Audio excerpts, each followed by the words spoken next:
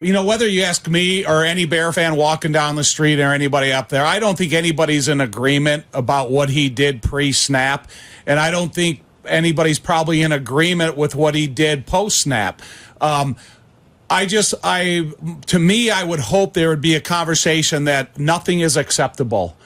So if you've had two personal fouls, you had one against Nico Collins in the Houston Texans game, you had one already in this game, and then you went back, and whether you said you were waving to the Bears fans or taunting the Commanders fans, whatever you're doing, you don't have any more opportunity to do that type of stuff during a play or have the post-play penalties anymore. I did an interview with Tariq, Jeff and I did a couple weeks ago, and I told him how much I admired his commitment to his mom by going back to college and getting his degree. Because I was going, wow, Tariq, as much as we don't know you, you're telling me something about you. So it kind of gave me more faith and more trust in him that he is putting something out there that can help his family or the people around him just be better people because of what he's done. And then you go back and you see the end result of what happened the other night at the Commanders game and how many times and how many angles you get a chance to see it from. I don't think anybody would agree with it. And the thing about, for me, is after a game, I'll probably get 7 or 8 alumni calls of guys from different eras, different positions, different places. And it's pretty much consensus that nobody agreed with what he did. And I don't think anybody agrees with it today. So hopefully, that is over for Tariq, and the best is still yet to come out of him, because I still think he's a good football player, and that's what he's got to put on display. Here's what Eberflus said today, guys, and then I want to ask both of you guys what you think. And Tom, I'll let you start because you played. But this Eberflus was asked if Tyrique is going to start or if they're going to bench him at least for some portion of the game. Yeah, and I appreciate the question, Mark. I'm not going to talk about who's going to be starting, there at that particular spot. But again, I've talked to Tyrique. He's had a really good week of practice. He's done well with refocusing in, and I appreciate his efforts, moving into the next phase, which is Arizona. So it's still possible he might not. There might be some disciplinary. Yeah, well, yeah. Again, I'm going to keep that between us and here, and that's where it's going to stay. What do you believe, as a guy who played, as a guy who had a lot of leaders on your team who policed themselves inside that locker room, is this something that needs to be penalized by the coaching staff, or is it just handled with players and then you just go back to your regular lineup? Well, the ultimate decision should be made by the coaches and the general manager. But I do think because you have a leadership council and you have a group of captains, you should get what are their feelings and how would the message be sent into the locker room, the right way or the wrong way. To me, I'm starting Tariq. I'm starting him because I kind of think you'd light a fire under him to get the best possible player that you can get out of him. And hopefully, like I said, this will never occur again. And so benching a guy, if you're going to hurt the Bears, Terrell Smith is a heck of a football player. He's been injured for a little while with hip concerns. But, hey, I might be different. I'm going to play him. It really bothers me when I hear you guys say, I wouldn't bench him because we need him. If you break team rules, if you're not following the principles that the coach has put forward to you, and this is not the first time, he's had repeated incidences, and when he says, oh, it just wasn't like me, no, actually, it has been like him. The poking the fingers into the helmets and the face mask, this is the third time he has been flagged for that. He does have a rep for that already. So when you guys say this, and I say you guys, Tom, because it seems to be the former players, you and Tom Waddle said this. And Yurko said the same thing, yeah. Said the same thing. We need him. Well, when in the hell are you going to enforce the rules of the team? Is it going to be when the team doesn't need him? Is it going to be after the season is over? In every other sport, a player would sit. This happened this came up during the World Series when people talked about the Cubs and signing who was the closer that had the questionable. Chapman? Yes, thank you. And people were upset about more and more coming out about his background and stuff. And they say, well, yeah, but we need him. Well, then you don't sign him. Or then when you are on a team, you follow the team rules. You break the team rules, you get disciplined. You don't, oh, guess what?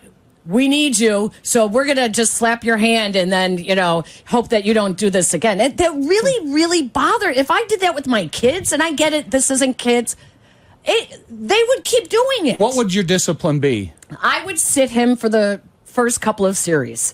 See, but what does that do? It teaches them a lesson. And guess what? And it teaches the rest of the team a lesson, too. Okay. See, I mean, that's what, the thing about it, that would be the deciding factor. What are you going to do?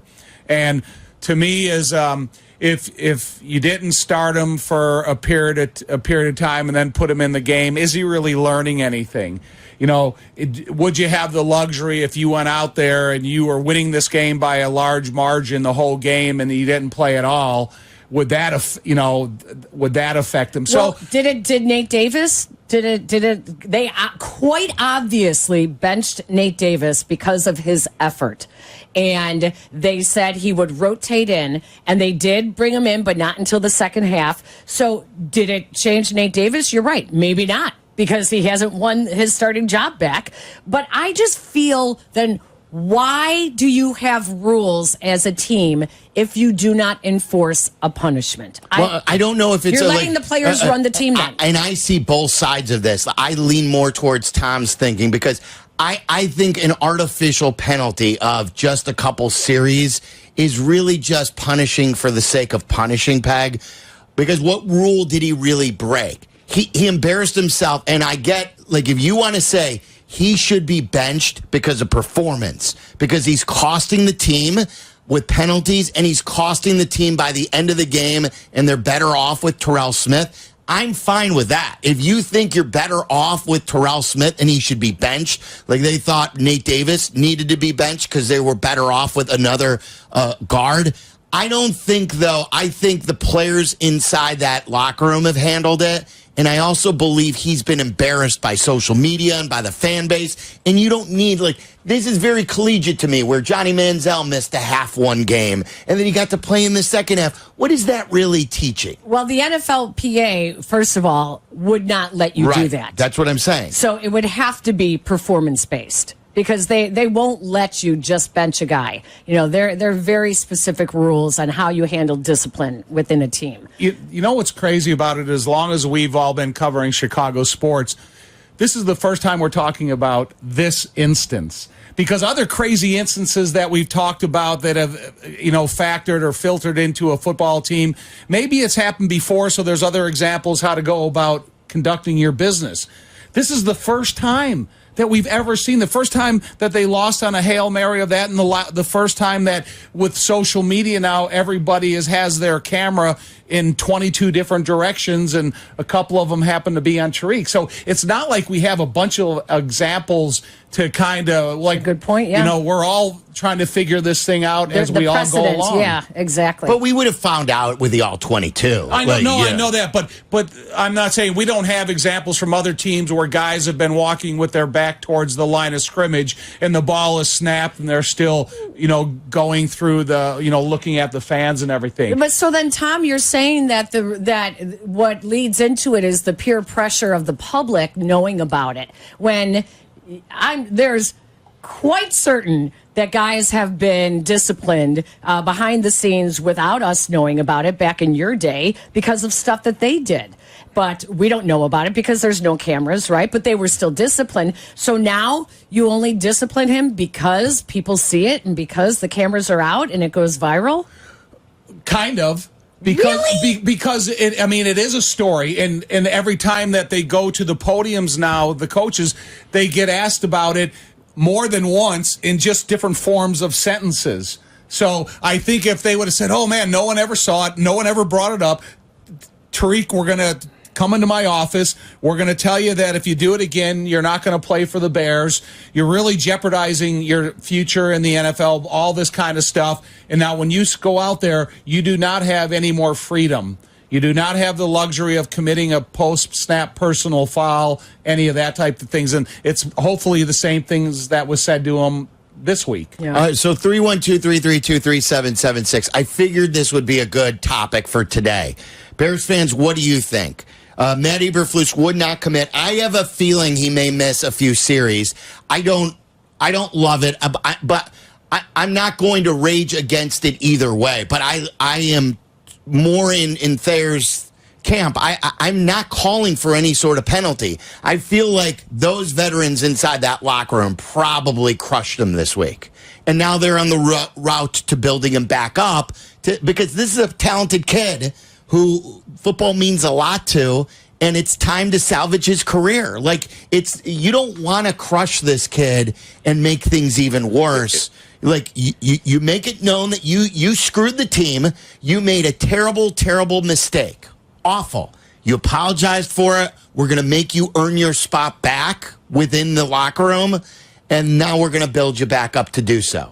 That's my thinking. Yeah, I mean, if you are a player and you're crushing him in the locker room, then you better be a model citizen. You better be doing everything right. The glass house thing. Yeah, you can't be sit there and threatening a guy because he did this. It's more of, how can a guy like a Kevin Byard, who's got so much experience in football and in life, go up and tell him, look, man, this is serious business, and you have to change your ways for the entirety of the game. Listen, what you do when you get outside that building, that's up to you.